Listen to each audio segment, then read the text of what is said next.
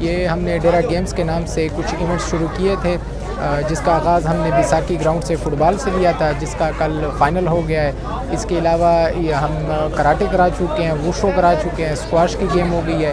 और इसी सिलसिले को लेते हुए आज हमारी 3 गेम्स थी, बॉक्सिंग थी, जूडो थी और रेसलिंग थी।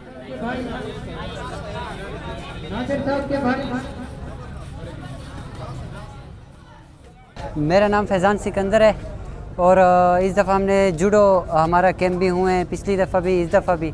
और इस दफ़ा प्लेयर्स ने अपनी पूरी कोशिश की है और आगे भी इस तरह मेहनत करते रहेंगे और इंशाल्लाह डी खान का नाम हम आगे रोशन करते रहेंगे। नौजवानों के लिए ऐसे गेम बहुत ज़रूरी है। देखें, आज के दौर में देखा जाए तो ग्राउंड्स हमारे तकरीबन सारे ख़त्म हो चुके हैं। पहली बात तो ये मेरी डिस्ट्रिक्ट स्पोर्ट्स ऑफिसर और जितने भी इदारे हैं उन सबसे ये रिक्वेस्ट है कि जितने भी नौजवान हैं इनके लिए इस तरह के ग्राउंड्स बनाए जाएं बाकायदा खेलों के लिए, ताकि ये स्पोर्ट्स को फ़रोग़ मिले और आगे स्पोर्ट्स आए।